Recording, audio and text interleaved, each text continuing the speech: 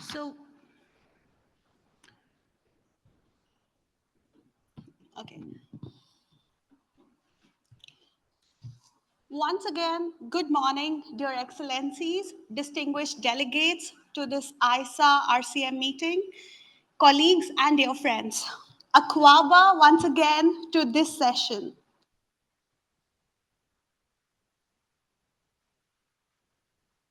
That I've been doing some homework. I've read about the history, talked to people, and learned about the wisdom carried across generations.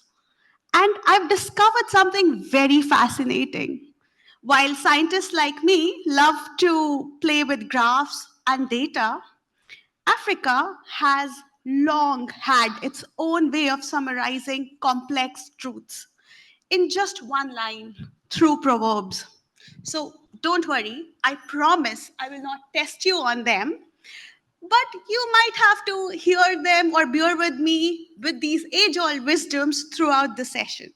So don't be surprised if I overshare them. So, one thing that really struck me for this situation, specifically for advancement of technologies for the next generation Africa, is knowledge without wisdom is like water in the sand.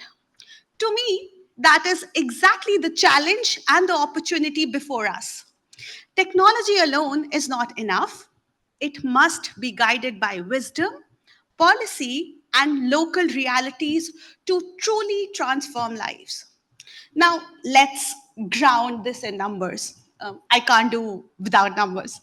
So, today, over 600 million Africans live without electricity, nearly 80% of the world's unelectrified population. By 2050, Africa's population will reach 2.5 billion, with cities growing at an unprecedented speed. At the same time, this continent holds 10 terawatt of solar potential, some of the best irradiation on the earth.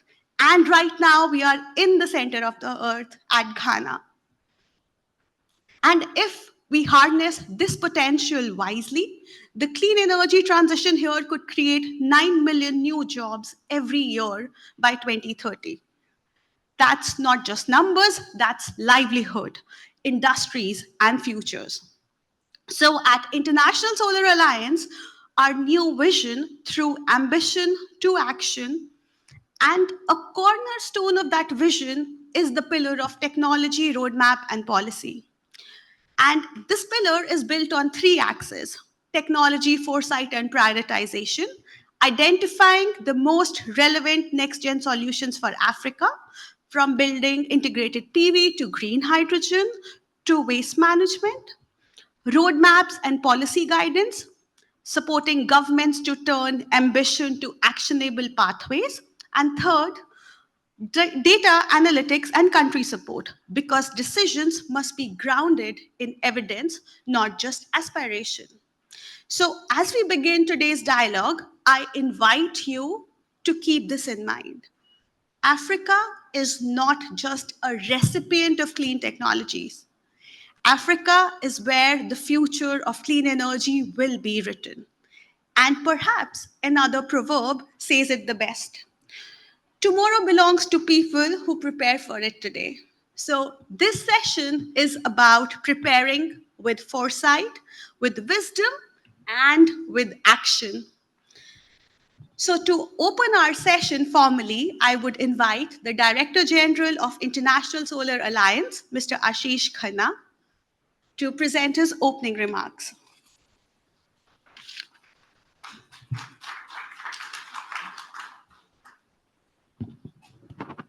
Good morning, everyone. Good morning, everyone. That's better. The dancing helped, right? Yesterday? Great. So delighted to see all of you. I really would urge all of you to take advantage of a lot of international knowledge and best practice that we have tried to get together in this session. I will have 2 points that I want to just quickly mention. Some people, and I'm saying some people, not in this room though, argue that when you have a big challenge of basics of energy access, should Africa really bother a lot about next frontier technologies? Shouldn't we wait for meeting basic issues of energy access and utilities before thinking of next generation? And I think we all need to challenge that assumption. We need to challenge that assumption because the path for Africa for doing energy access and transformation will go through next generation of technologies. There are some unique aspects about Africa that will require what kind of new technologies are useful for Africa to be adapted to your context, not for the Western world. My favorite two examples on that are electric mobility. While the world is wanting to do driverless cars, developing world doesn't need driverless cars. The developing world needs, as I travel through Yaoundé, Nairobi, and Abuja, how can two and three wheelers, which are completely powered by batteries and different, have business models, cheaper versions, safer versions that are actually going to be? And that's going to happen through urbanization. As I mentioned yesterday, 70% of buildings in Africa by 2040 are yet to be constructed. Imagine the opportunity if you can have building integrated PV, solar rooftop, and other mechanisms streamlined along with what you might hear about in terms of energy efficiency. This is the way for a much more energy secure. Not to mention a very important part of mineral rich Africa that can actually look at what does green hydrogen, circularity of future, all of that mean. So please have this discussion, but eventually I would like the young minds, the experienced minds of Africa, take this into your own context of what lies ahead. Wish you all a very good discussion. Thank you very much.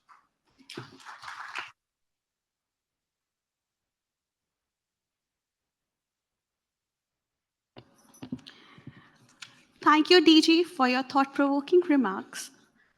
Now, I would like to invite Honorable Minister Ibrahim Matola, Ministry of Energy from Republic of Malawi, for his keynote address.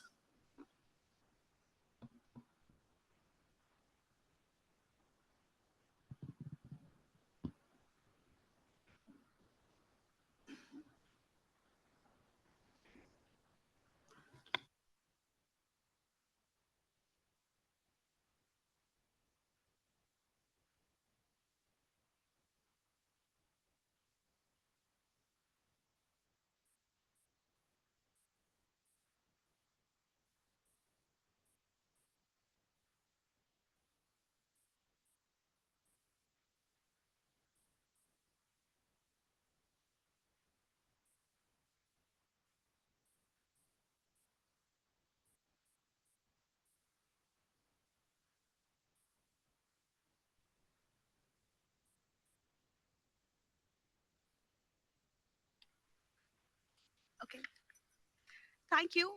We'll go to the next segment, um, which would be our panel discussion.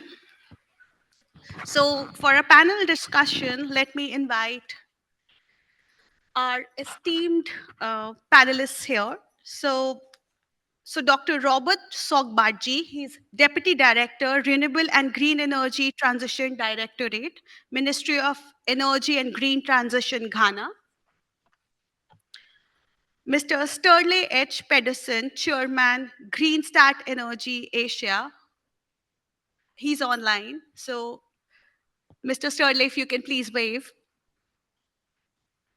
Okay. Next, we have Mr. Sanjay Seth, Vice President and Chief Executive Officer, Green Rating for Integrated Habitat Assessment, GRIHA Council. Next, we have Ms. Tanya Gambo from HDF Energy. She's online.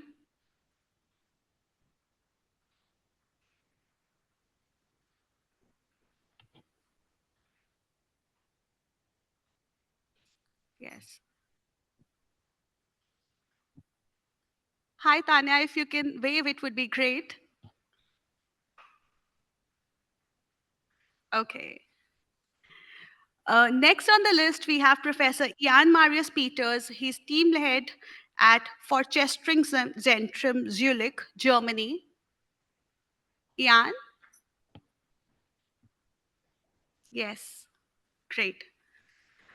We have Mr. Atul Bagai. He's board member at Seva Employed Women's Association India, and he's ex-country head UN EP. Mr. Bagai, welcome. We have Professor Avanish Tripathi, assistant professor at Department of Energy Sciences, Indian Institute of Technology, Delhi. And we have Colonel Ajay Kumar Sinha, general manager, Solar Energy Corporation, India. So we welcome you all to this panel. So, as one African proverb says, wisdom is like a baobab tree. No one person can embrace it. That's exactly why we have such a diverse and a brilliant panel today, representing policymakers, scientists, industry leaders, and innovators in this panel, which is from across the globe. Each will bring a branch of baobab tree, and together we will try to embrace the whole picture in terms of next generation technologies for Africa. So let's explore together technologies from hydrogen to building integrated PV, from perovskites to EVs, all the technologies that can shape Africa's path. So let's dive in. So, to start, let's start with the places that we live and work in, which means my next or my first question of the panel would be for Mr. Seth. Mr. Seth, Africa is urbanizing faster than anywhere else. As we know, by 2040, 70% of its buildings will be brand new. How can African countries weave solar into these buildings right from the start? Through codes, rooftop mandates, or building integrated PV? And what policy frameworks and building codes are required, let's say, to mainstream BIPV in Africa's upcoming housing and infrastructure projects? All right. Thank you very much, Gurleen, for that question. Good morning, ladies and gentlemen, and also a very good morning to my esteemed panelists here on the dais with me. Uh, you talked about, Gurleen, you said that 2040 is when you're seeing bulk of the infrastructure coming up in Africa. I would take it a step further, saying that globally, if you look at what's going to happen in the building sector, we are probably going to be adding about 2.6 trillion square feet of space by 2060. And bulk of, when we talk about adding this huge building stock, there is going to be an increase in emissions. So they would be they would be the biggest emitters of GHG emissions, as well as when you look at the resources that they are going to be consuming, both manufacturing, operating at the time of operating, all of that will add up to these emissions that we're talking about. Now, if we leave them unchecked, then obviously we are not only looking at exhausting our resources, but also we are locking ourselves in the future of unavoidable emissions, and also putting a lot of stress on our resources, and then climate-related disasters as well. Uh, Based on current growth trends, if we lock ourselves for the buildings, I mean, if we lock ourselves into building systems for the next 50 to 60 years, it will have obviously adverse impacts and emissions inevitable. Consequently, we would be then left with only a window for retrofitting. And retrofitting gives you a very small window of opportunity, as well as there are significant economic costs and stress that are associated with it. Therefore, prioritizing sustainable infrastructure development practices during the planning and construction phases is very, very critical. And For that, I think we need both the push and the pull. Policies provide the push, and pull is provided by, frameworks for implementation, rating systems, and all of that. I think they become very important that the push and pull work together. Uh, Obviously, how do we make sure that when we are looking at the comfort levels, when we are wanting to, when we talk of the building stock, it's the thermal and visual comforts and safety angles. These become the most critical elements. That's the reason why we talk about constructing these buildings. So how do we make sure that through uh, strategies for integrating passive design strategies at low cost, no cost measures, uh, optimizing your resource utilization, optimizing your technological needs, all of that can piggyback and ride high on the strategies that you adopt at the initial design stages. And that can be done very easily. You talked about building codes. I think that become the regulations, the policy formulations, and thereafter, while we create these regulations, we should be mindful of the regional differentiation for more apt and conceptual adaptation. We also need to devise mechanisms to speed up its adoption through market-based incentives and market. And once the market embraces these practical the paradigm shifts, then we can slowly go about mandating the implementation of these codes. Uh, Therefore, to break it down, approach to advancing this agenda necessarily comprises of energy efficiency measures integrated through passive design for comforts, and then decentralized solar deployment. Early design stage integration, will help you to bring down both the capex and the opex costs. And then rooftops, PVs can be made mandatory in public buildings. I mean, that becomes a very good business model to make sure that the life cycle cost savings can become very impactful. And thereafter, instruments such as net metering and feed-in tariff regulations ensure that owners recover investments very quickly, and that will enhance the market confidence.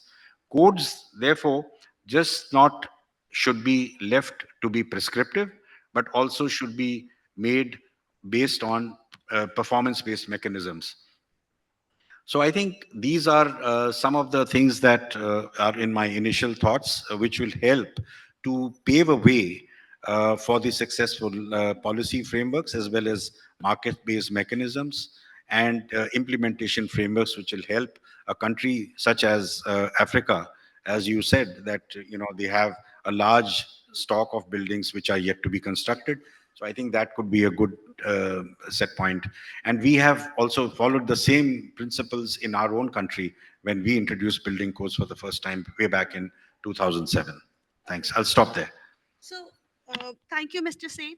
Um, it would be great if you can very briefly outline a few lessons, maybe three lessons, that Africa can take from India's green building journey, as you mentioned, that you started this in 2007. While keeping the construction affordable, because that's really important to integrate the local building materials that are being used in the continent. Yeah. So, very briefly, three lessons. So, I think the codes, there is a natural, when something new, a new policy, once it is introduced, there is a natural pushback to it, and it is not very, it's not adopted very easily. And the reason for that is the fear of the unknown. People don't know. They always think that there is a cost associated for going green or going efficient, whereas that's not true. So what we need to do is enhance the confidence in the end users through informed decisions out in the open source for people to understand where can they source building materials from, how will what costs will be associated with if you are going green, then, and how do we create an environment for its effective implementation through frameworks that are policy frameworks that help them. Secondly, I think those capacities that are required in terms of skill. I think those are very important. We have in our own country created a number of these opportunities, provided information out in the open source for the performance of building materials. Where does one source it from? There are then, of course, pilots that help to enhance the confidence in the end users. So I think a combination of all of these will really be will help to trigger the markets towards large scale adoption. Thank you so much. I think this is very insightful in terms of how we can move ahead in shaping the urbanization and buildings of the future in Africa. My next question is for Dr. Robert.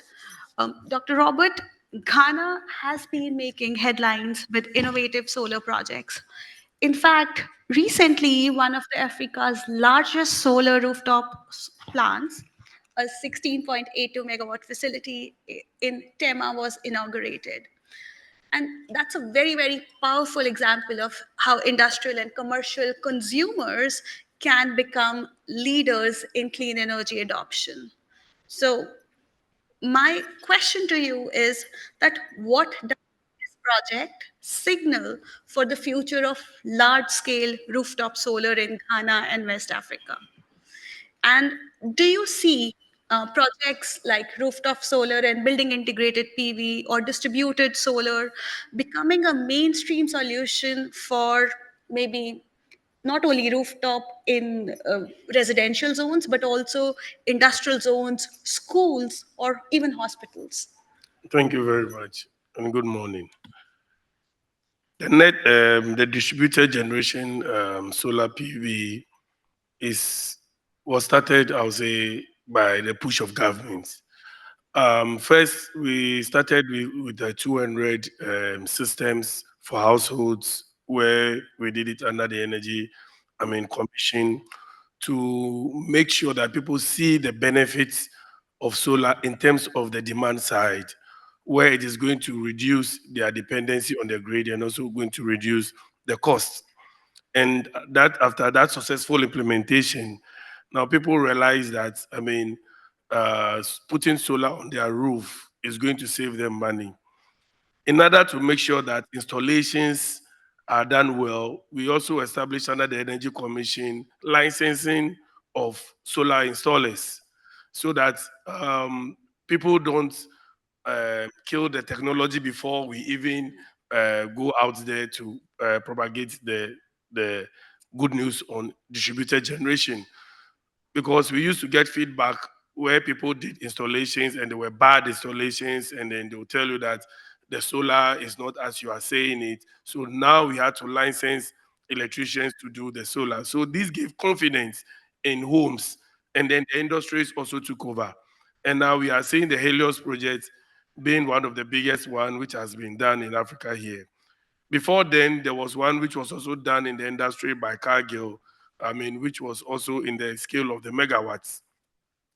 Government is upgrading this with the project which we call the Government Go Solar, where we are putting solar on the rooftops of all government institutions. The Ministry of Energy has taken the lead. We have solar on our roofing. The Office of the President, that is the Jubilee House, has solar at the car parks and the roofing. The Ministry of Finance is next, the Judges Bureau. So these are projects that government is leading to show industry and households that even government with all the money, we still want to cut down costs on electricity consumption. Now we step it further into the scaling up renewable energy program, where we are putting solar on hospitals and secondary schools under the net metering program, where we are going to put, these things to make sure that we reduce the wage bill on government. Then also to also offset emitting industries, that is the oil marketing companies, they are being mandated to also put solar on their rooftops, on their canopies, so that it's also going to offset their carbon emission. So these are ways that the government of Ghana is promoting distributed generation, not only to offset carbon emission, but also the private sector is seeing the benefits of solar and they are putting solar on the roof. Not that we didn't get a pushback, we did.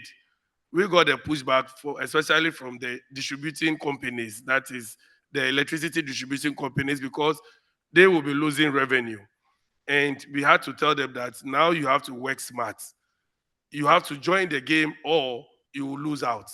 So they've also, changed their policies and make sure that they have to give licensing into the net metering program and expand their grade to take, or the capacity to take off net metering into the grid, so that they will not also go out of business. And this has gone into policy.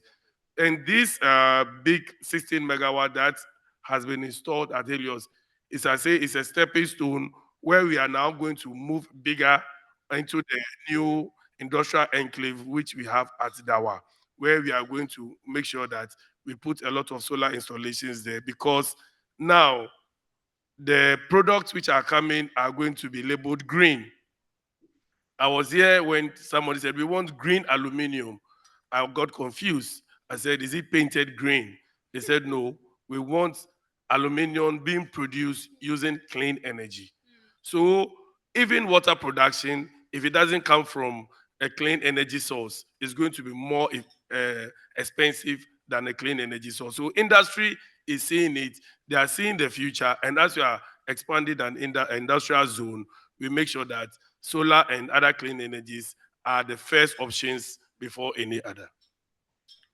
Thank you, Dr. Robert, for your remarks. And I think you highlighted some really important points, from building the confidence with these energies to developing policy and regulatory practice. At the same time, you highlighted the market for the same. So I think all these things together will help us in moving ahead with new technologies in countries in West Africa and more specifically in Ghana. So let's move to the next segment. And as we say once again in Africa, that a house without a roof is incomplete, but a house was also incomplete without roads. So let's talk from buildings to mobility. So, moving on to the next segment with mobility, I would like to ask Professor Tripathi. Um, we've heard that African streets are filled with two-wheelers and three-wheelers. DG also mentioned the same in his opening remarks. Um, do you see electric three-wheelers as Africa's entry point into EV transition? And what technical enablers are essential for the same? Thank you, Gurleen. Good morning to all of you, esteemed guests and the panelists. So, yeah, as I see, the growth and energy demand are quite interlinked. When we are talking about Africa as a growing country, we see that yes, energy demand is also going to grow a lot. And now, when we talk about energy demand, the efficiency of any appliance becomes very important. We cannot endlessly keep generating energy. And this is where electric vehicles, they become much advantageous compared to the IC engine based vehicles. And particularly when we are talking about the urban transportation, where we are looking for the modes of transport in terms of two wheelers, three wheelers, it becomes utmost important to have clean and efficient mode of transportation. So once we see that, yes, two-wheelers and three-wheelers are certainly going to make a big difference in terms of the transportation challenges what we are going to face or we are facing currently. As we are finding the same happening in India, three-wheelers have become very popular for the small city transportation. So we find plenty of three-wheelers roaming around the city and bringing down the burden and bringing down the pollution that used to happen because of the IC engine based vehicles. Now, the next point comes is that yes, we have plenty of two wheelers, three wheelers available in the city. How do we cope up with the energy demand for charging those batteries? And this is where I feel that the great potential of solar energy available in Africa can become a big rescue point for that. And we also need to have, when I'm talking from technology point of view, we understand that having vehicles which are seen as a load and connected to grid, it is going to create a big burden on any utility. So this is where we need to have solar based local charging centers where we can connect set of three wheelers, two wheelers, which have battery swapping capability also. And altogether, it can reduce the burden on the grid. And whenever we do not have vehicles available for charging, the energy generated from these solar panels can be fed back to the grid and it can be utilized for other purposes. So one such project which currently IIT Delhi is doing with CPRI, Central Power Research Institute, there we are basically working on the high power electric vehicle chargers which are supported by solar. So we have combination of electric vehicle, grid, solar, and battery storage all together to maximize the usage of any equipment what is being used in that process. Be it charger, which generally is not used all the time because vehicle may not be available all the time, but it can be certainly used for pumping power back to the grid. Solar, on the other hand, can also be useful in terms of having some facilitation to the grid where it can support grid in many ways. So we have technologies which are evolving, which are developing, and we are looking for better and better utilization, as mentioned by one of the panelists, that we need to have optimal utilization of the resources. So this is one more challenge which we need to have, and we need to solve these technological gaps to overcome all Yeah. such challenges. So, Thank you very yeah. much. Thank you, Professor Tripathi. You mentioned about the technical challenges and you mentioned about having fast chargers, developing them and feeding this into the grids. So India has one central grid, but the situation is quite different in Africa. So I want to understand from you, how do we take care of these fragile grids and what safeguard mechanisms can be used in case of Africa? It would be great if you can keep your remarks under 2 minutes. Thank Thank you. you. It's another one more sensitive issue as we are going towards renewable energy generation. In fact, all the strong, one of the strong grids, if I talk about European grids, recently we had a big failure, big blackout that happened. So, it was spanning over four countries altogether. Yeah. So this happens when we have more and more penetration, the tendency of grid to become more and more fragile, it's a very common phenomenon. Now, this is where I say that we have to have better usage and evolution in the technology to take care of such things. In Africa, when we have more islanded situations, we have segments of grids which are not connected all together, it becomes even more important that if we are trying to integrate solar, we have to have a robust technology to take care of any of the unbalances, any of the instability situation occurring over there. So we can have some of the advanced technologies, some of the advanced tools which are based on the artificial intelligence, machine learning and all, which could be useful in gauging the situation and bringing it to a stable state. Thank you. Thank you. Thank you. Um, so now, um, let me start with a proverb. So there's this saying from Ethiopia: when a spider web unites, they can even tie a lion. So, just as we discussed, mobility, storage, and solar can unite with building integrated PV, there is an other thread that is joining Africa's energy future, and that's hydrogen. So, our next segment is about green hydrogen. And for that, I would like to request our online speaker, Ms. Tanya. The next question is for you. So, hydrogen is often discussed alongside other emerging technologies. And I want to, because you are working on ground in Africa, I want to understand from you, is hydrogen actually viable for Africa? And if yes, how do you see hydrogen complementing solar storage mobility in Africa's context? Good morning, and thank you for the question and the opportunity to We're be not part of able this to panel. hear you, Tanya. Hello, can you hear me now? Hello, can you hear me? Just a second.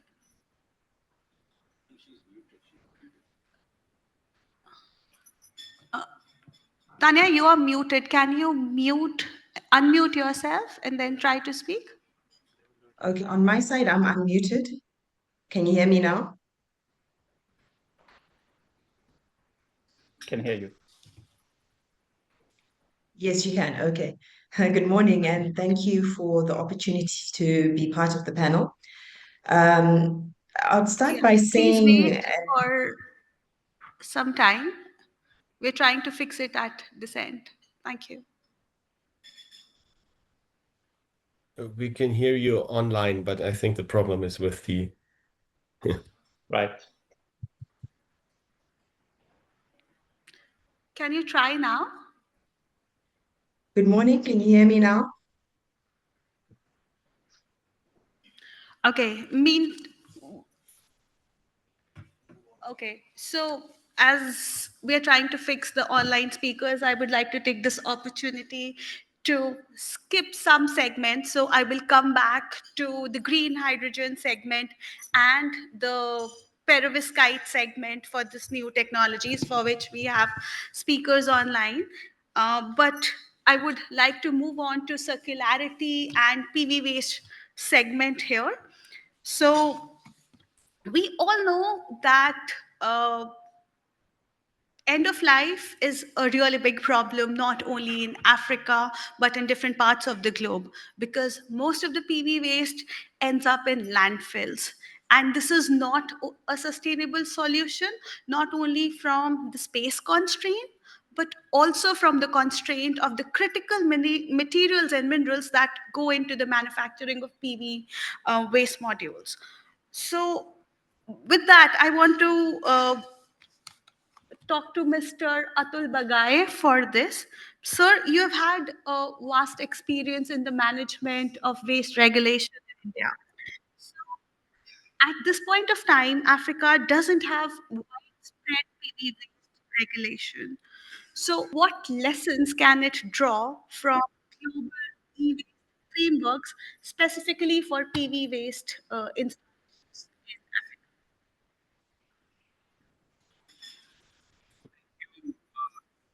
Morning, everyone. Well, it is easy to say that policies around the world in and various other environmental areas are there as examples to follow. I would like to add here one has to be very careful in replication of policies because the local context is so important to define a policy. The involvement of industry, local industry varies from countries to countries. I will take the Africa example here. In fact, if you're looking at policies regarding PV waste, only three countries in the world right now, EU, UK, and India, have included this as either part of EU or standalone PV waste policies.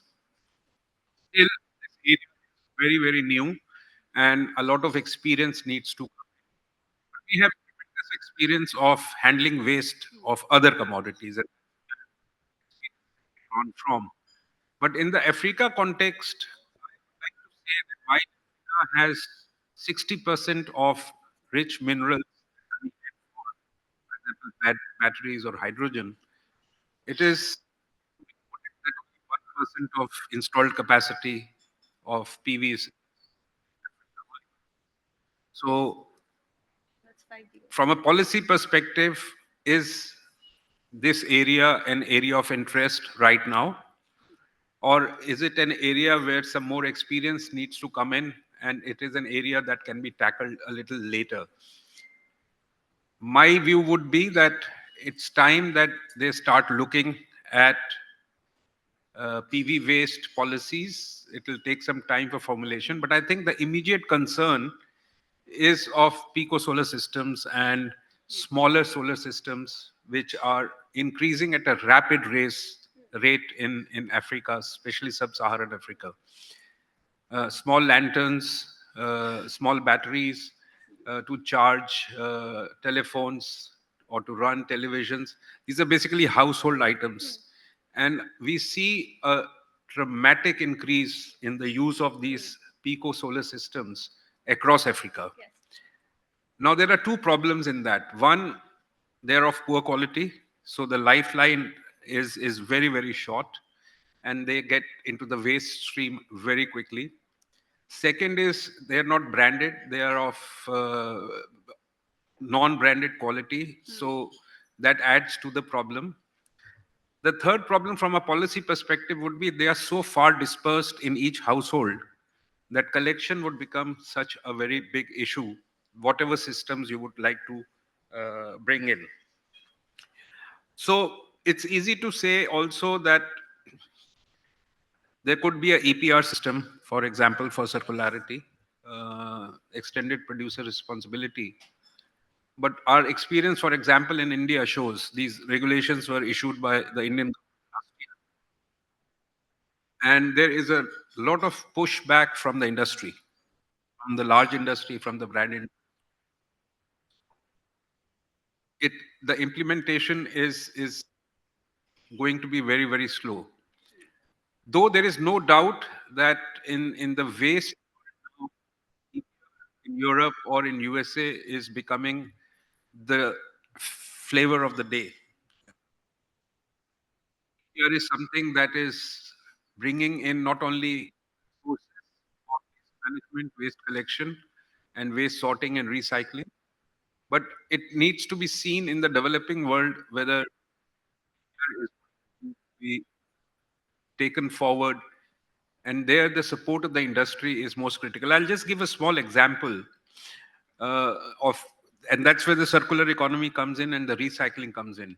Recently, India last year regulation that from 1st April 2025, the plastic sector, all beverage bottle manufacturers will have to have 30% recycled. That means that whatever new plastic bottles are being made,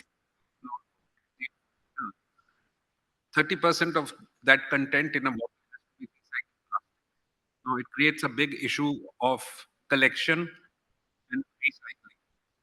While we say that PET bottles are very, very economically worthy item to be collected, and they do get collected quite a lot, but still the collection rates are not so good, and there is such a pushback from the industry that the government had to delay the implementation of that regulation by one more year. That is, by next year, the 30% content will come.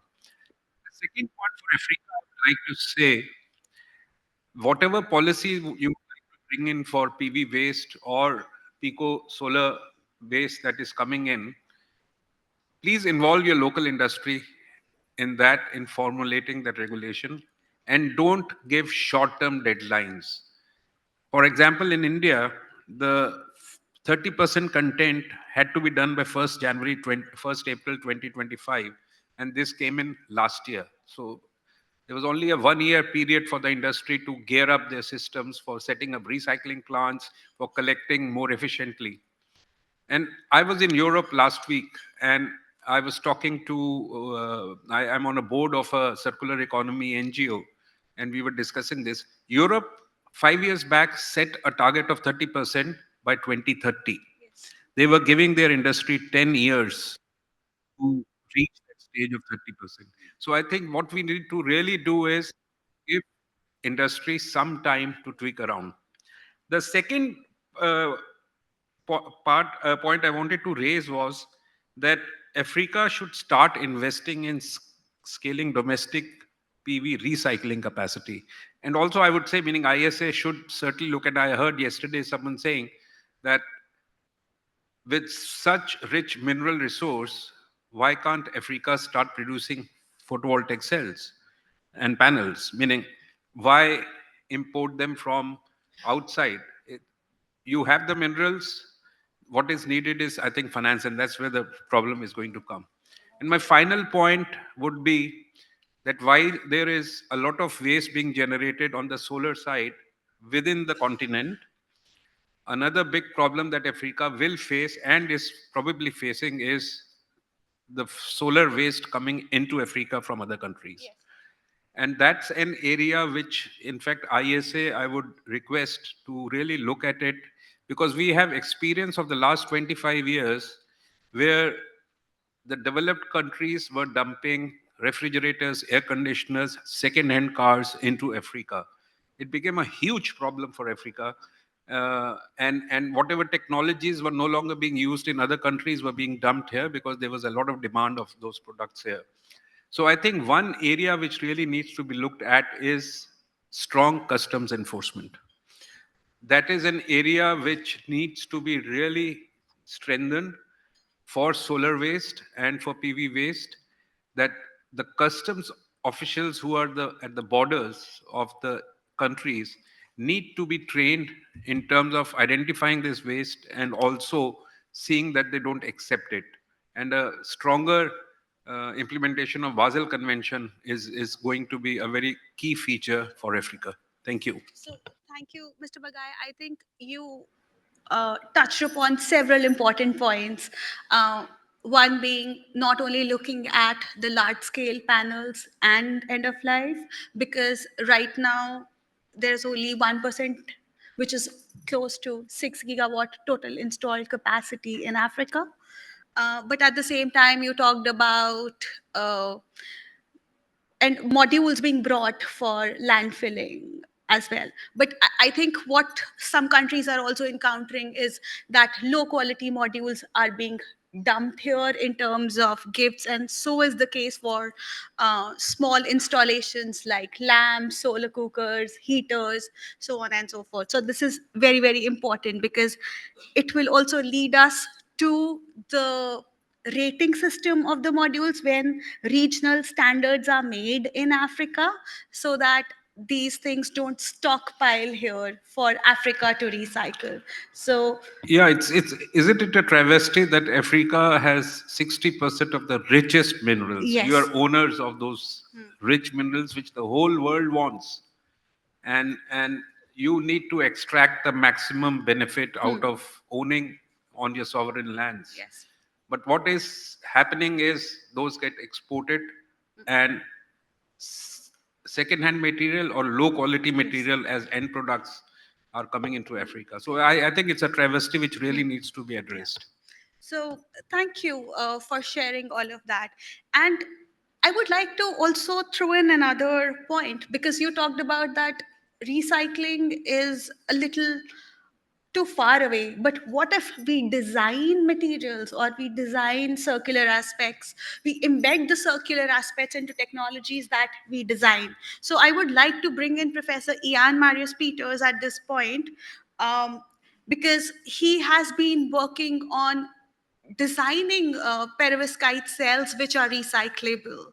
So, Professor Myers, can you please share more on the path-breaking work that you're doing on next generation cells that are not just efficient but recyclable? And how can we avoid repeating the mistakes of the past, that we create so many modules, we spread it all across, and then we are now thinking about recycling?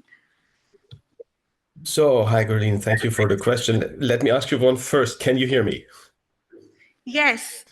Okay, wonderful. So I think Mr.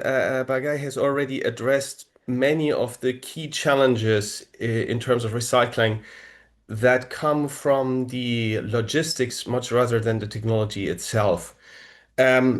the challenges that we have now, technically speaking, for silicon panels on the recycling is that the product is the different components that are turned into this product are very tightly integrated. And whenever you do this, it is very hard to break them up again.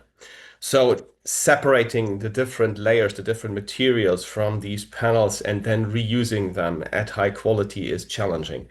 The practical way with which this is done currently in silicon cells is that you take one of those solar panels and you remove the frame. That's good. The frame is aluminum. You can recycle that. That is pretty well established. That works halfway decently. But the rest of the panel then is crushed, is incinerated, and then you are sorting the different materials that are coming out of this crushing and incineration process.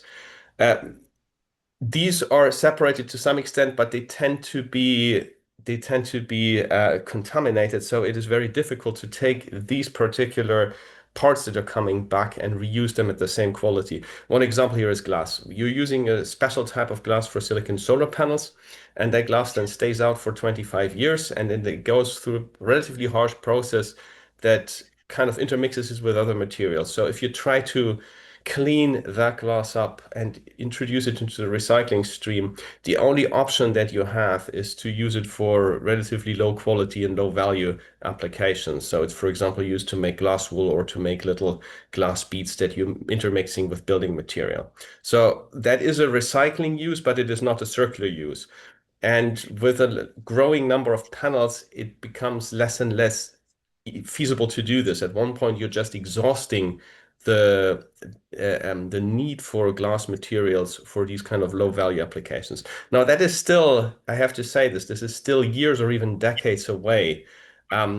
It's a growth that we see in panels. They stay out for a long time. So the real large amount of panels that we're going to see for recycling will hit in the next, say, it'll start in the next 5 to 10 years, and then it'll start to become an increasingly large amount of that. But that means we have these 5 to 10 years that have been previously mentioned as kind of a necessary time for the industry to adopt for this. We have that now. So we need to start to get into these regulations, and we have to start to find the solutions for the recycling now. So the silicon panels, I've said that before, that many of the components that are coming from it are difficult to reuse at the same quality. More effort would be needed in order to make that possible. It's a part of active research, so we're trying to do this.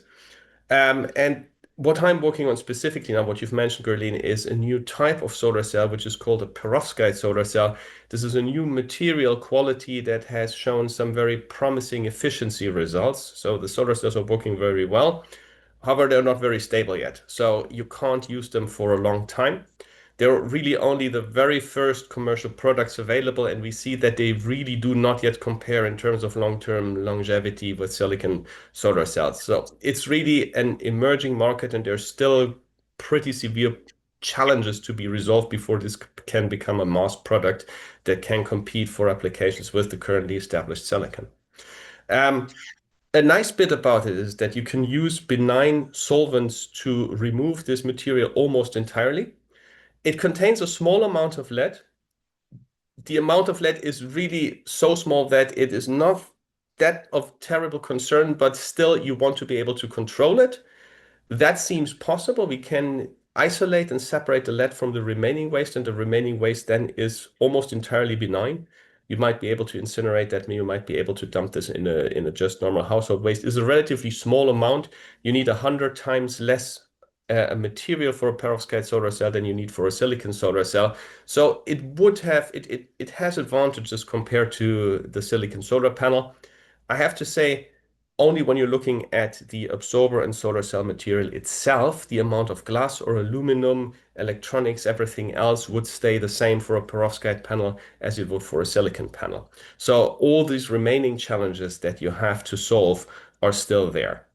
And the takeaway from all of this is that we have to work on establishing good recycling routines for silicon solar panels.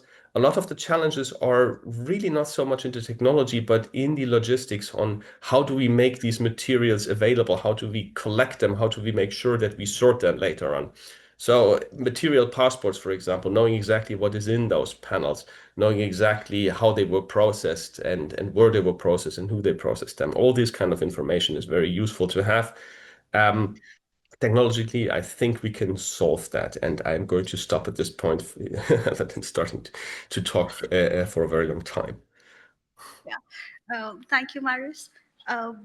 And thank you for sharing more about the stability of perovskites. And I would like to share with all of you that right now, perovskite silicon tandems are one of the highest rated solar cells.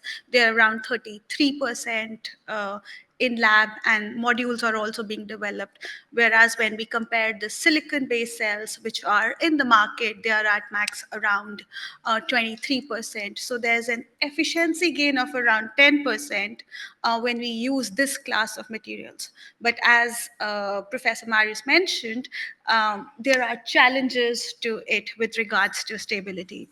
So I would move on to another set of technology that we try to move into in the beginning, which is hydrogen. And then I will come back to Tanya with the same question. So, Tanya, is hydrogen viable for Africa? And if yes, how do you see it complementing with the other technologies, be it solar, be it, uh, be it other battery storage systems or other tech or mobility in Africa? Good morning. Yes, thank you. I think I'll deflect back to the comment that was mentioned by the Director General earlier and say hydrogen is actually a space where I believe Africa has an enormous amount of potential leverage to leapfrog in terms of hydrogen value chains and potential to turn renewables into a global export commodity. Now, the future belongs to those who create it. So the opportunity is there, but there's a lot of work that needs to be done. A lot of collaboration. From Africa's perspective, we have the abundant resources, wind, solar, we've got affordable and vast masses of land. We've got competitive labor charges.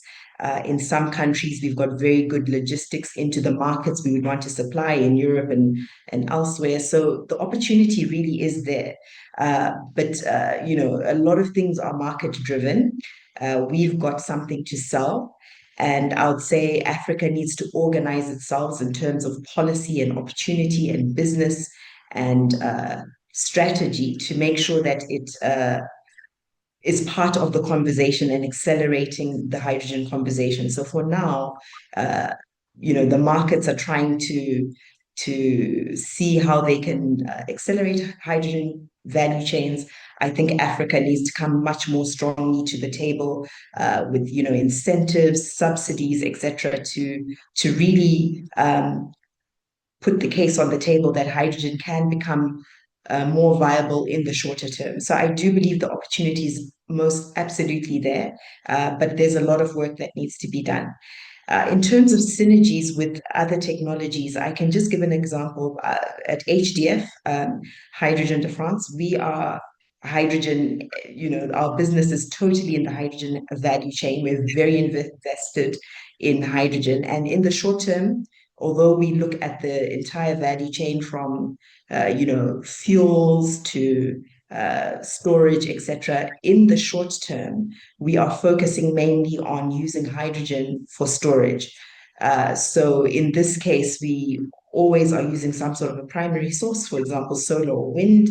Our system, the concept is to take renewable intermittent sources of energy and use mass storage to create baseload and stable profiles. So as one of the panelists mentioned earlier, there is a problem that as solar expands into your grids and any other intermittent sources, you're going to get a lot of grid instability. We had the case in Europe where there were blackouts.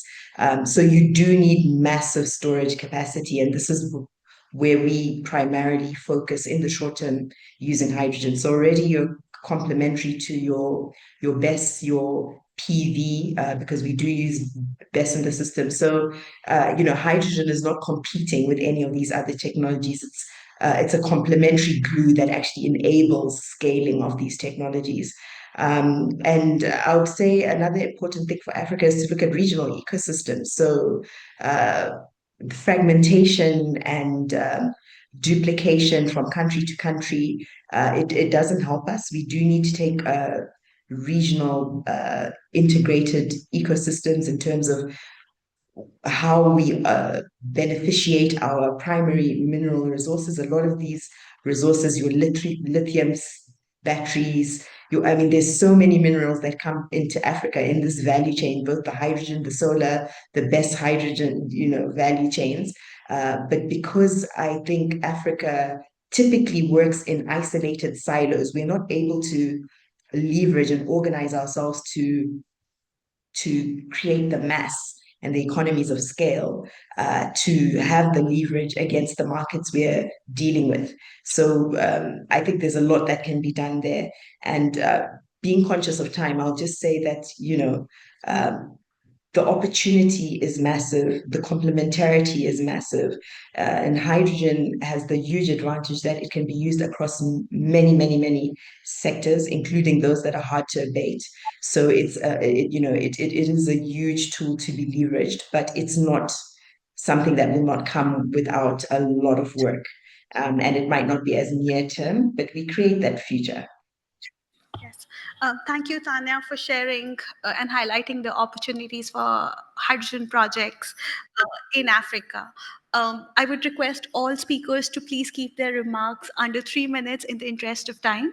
And my next question would be for Mr. Sturley. And I would say, let's try to go deeper into the hydrogen technology with this question. So in Africa regions, and I've discussed this previously as well in one of the questions for e-mobility, now I want to bring it for hydrogen. So the grids are weak. And in your opinion, how can digital infrastructure accelerate solar-driven hydrogen projects in Africa, specifically where the water is scarce? Please unmute yourself, Mr. Sturley. Can you hear Thank me you. now? So, Your Excellencies, distinguished delegates, ladies and gentlemen, thank you very much for inviting me, and good morning to all of you. I certainly believe that the digital infrastructure is the foundation for unlocking decentralized energy, both for weak grid and off-grid regions.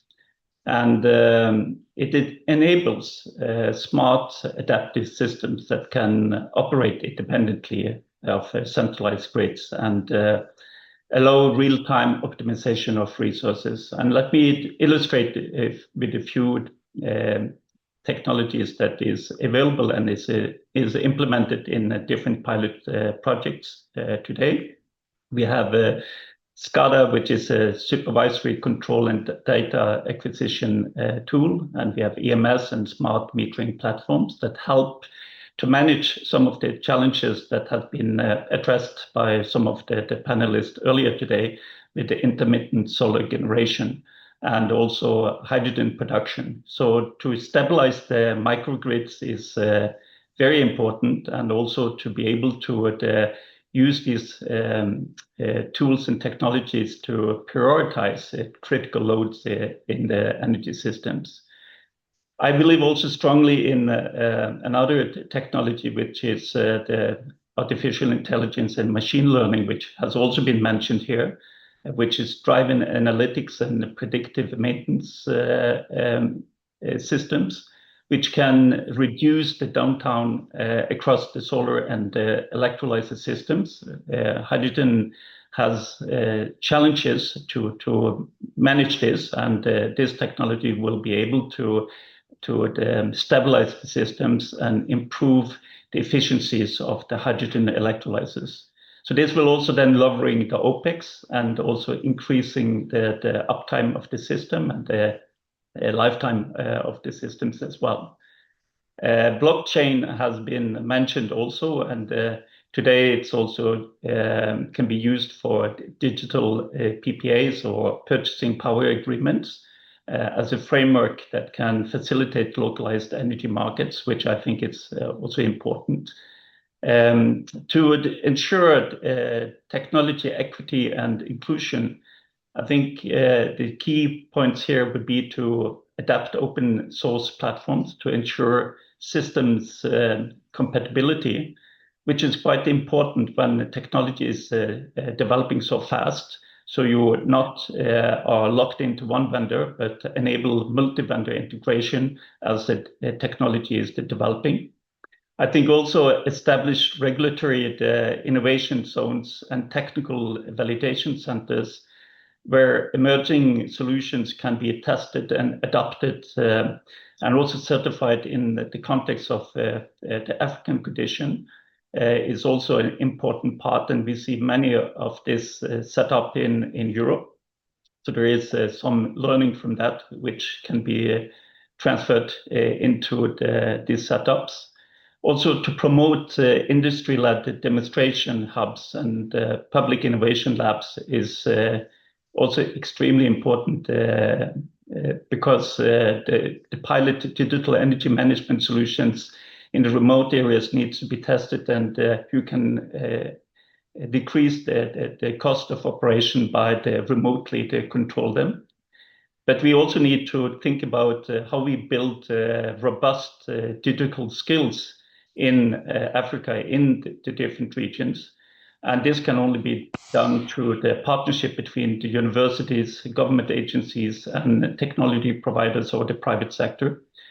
And the last one, which I want to turn up a red flag, is to integrate cybersecurity protocols at the local data and local data governance requirements from the start. We see today increased vulnerability, and we see attacks and hackers into the systems in Europe. And I could say a lot about it, but I think this is one of the things that is very important to think about when you start out. So I think these things will illustrate how digital transformation in solar and green hydrogen is or can be inclusive and secure and scalable. So thank you.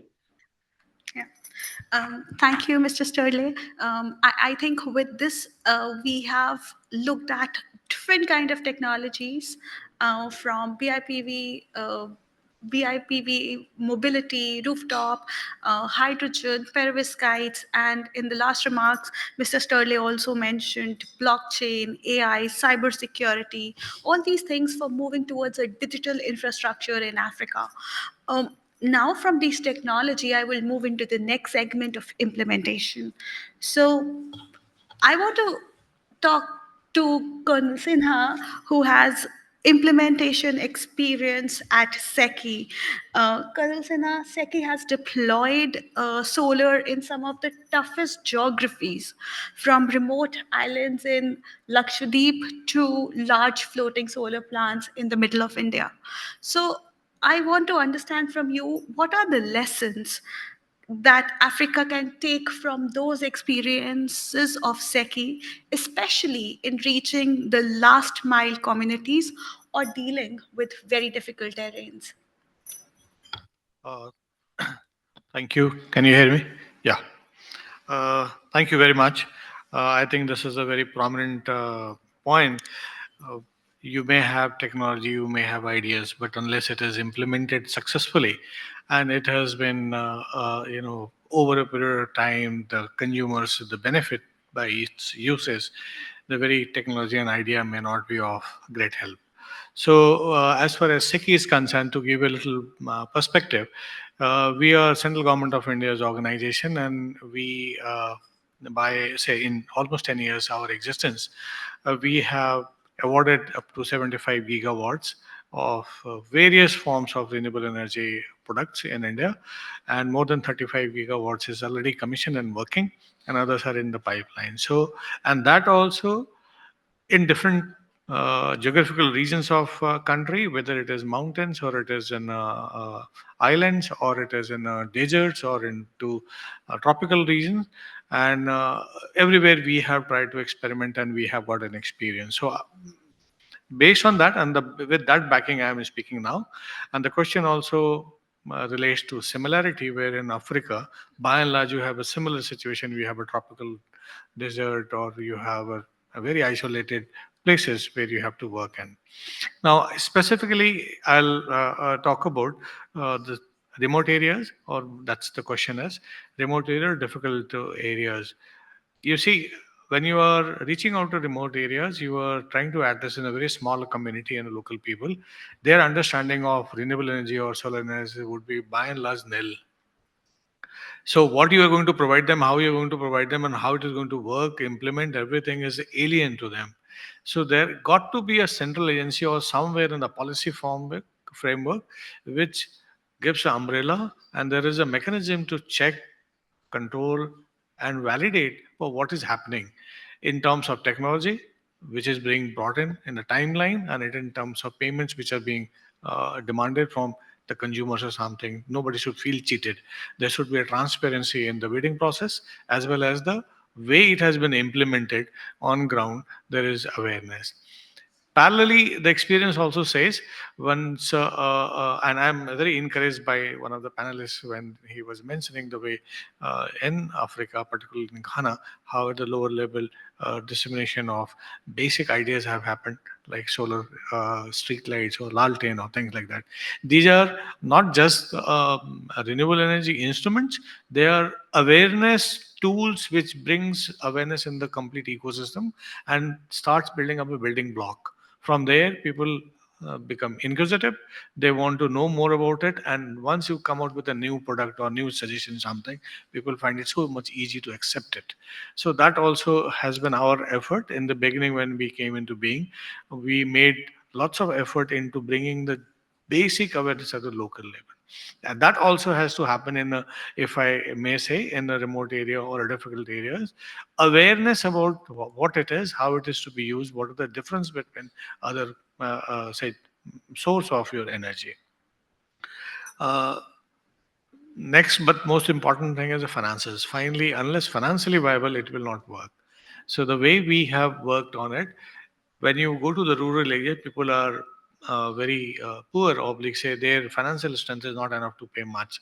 So the government comes out with subsidy or some grants or some kind of mechanism which at least compensates for certain amount of it, but definitely it's not for free. Remember, anything for free, you will not be able to take care of it. It has to be partially owned by the user. He or she has to have some stake there. The moment you bring that into say system, the system or the equipment gets looked after, maintained, and it lives its life for some period. So that also has to be part of your structured mechanism where you bring it.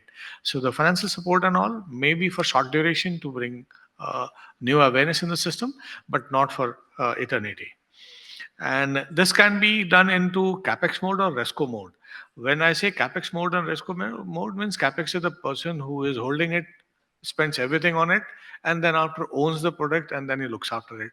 Resco is somebody else spends the money, installs it, and he charges based on delivery of energy on a meter basis, on a monthly basis, or quarterly basis, or whatever the contract period defines. Our experience says the RESCO is better because the person who owns it by and large has limited knowledge, as I said earlier. But if a RESCO model comes, somebody who has expertise in the field brings it, brings the best practices, and he runs it. He may charge certain service charge, but then the longevity of the complete effort is very, very long. So that success of product becomes much more viable. So that can be one of the lessons which I can share with you in a brief time. I know you're running off out of time, so thank you very much.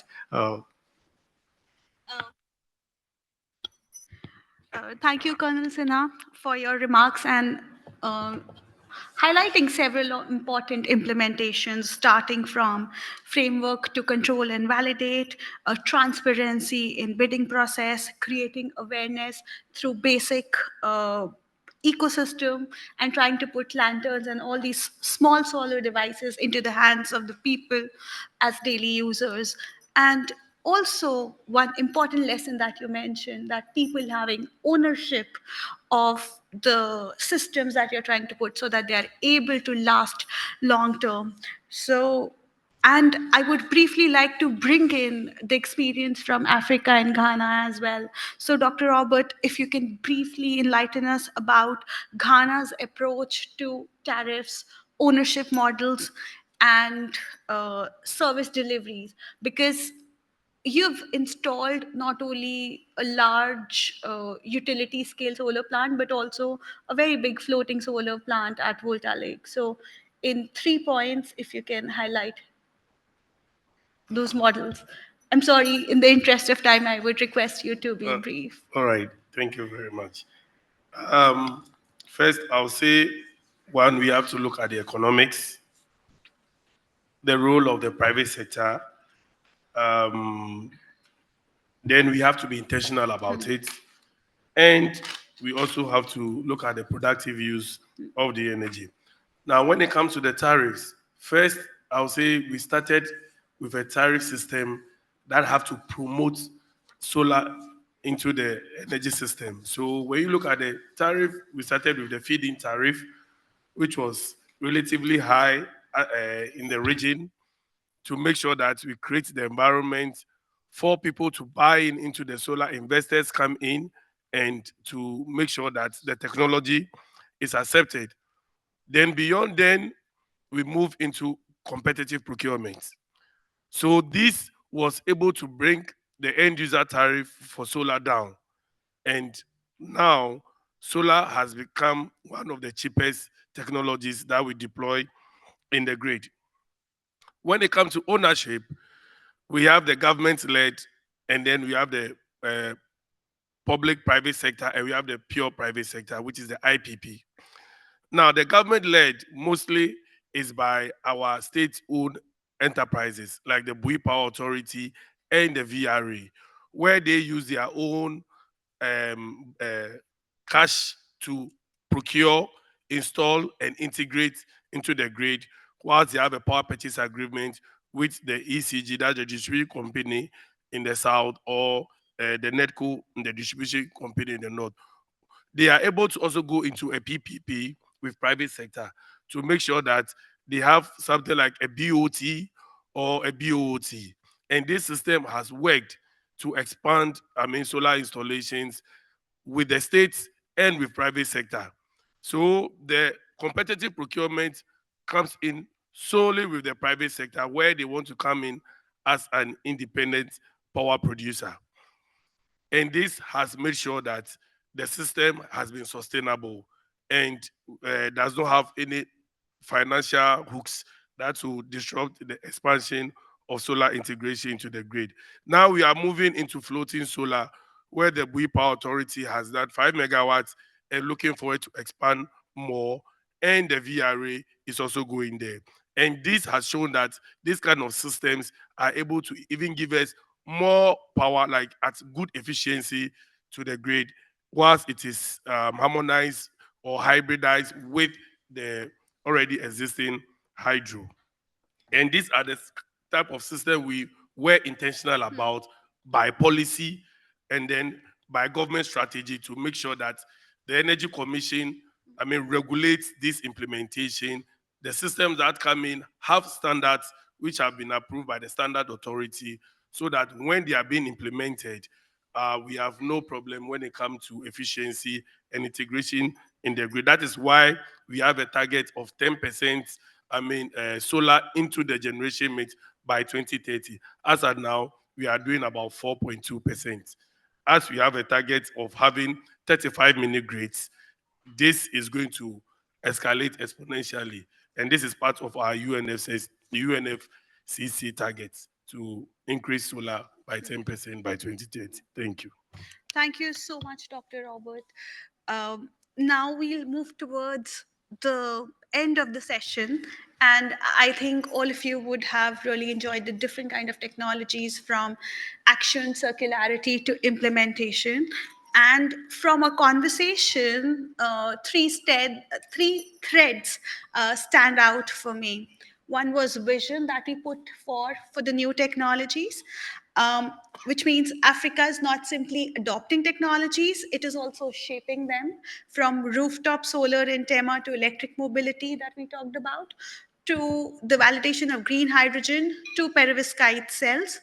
So the continent has the chance to design an energy future that others will follow. Number two, circularity.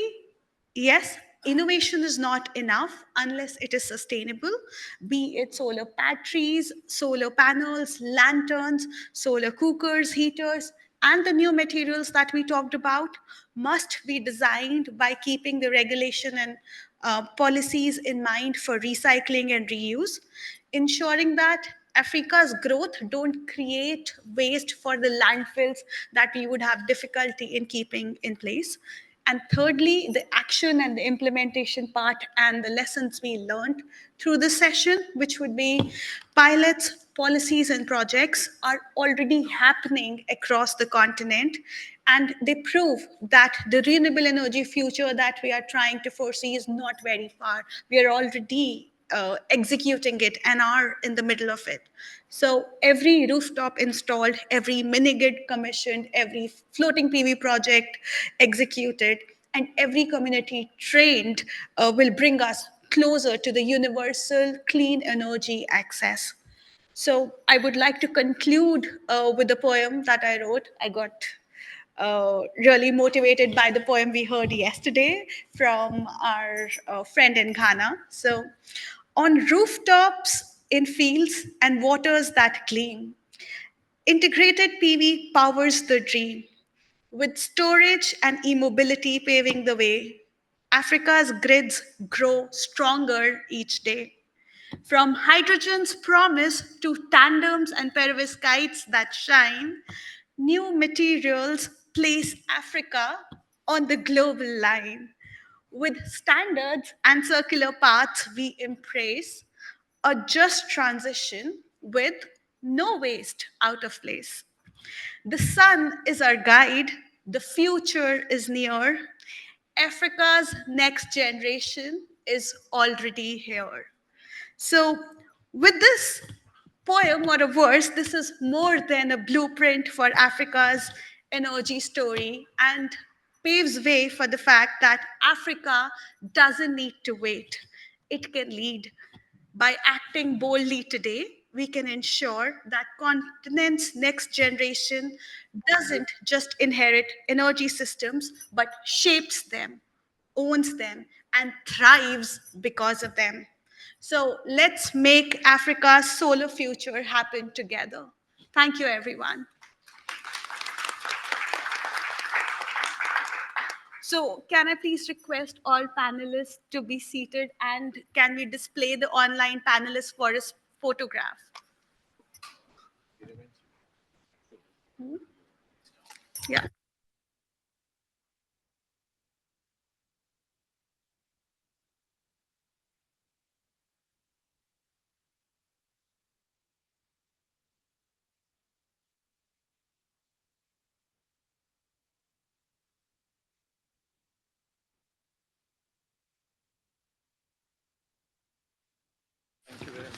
Thank you, everyone. Over to Dr. Ishan for the next session.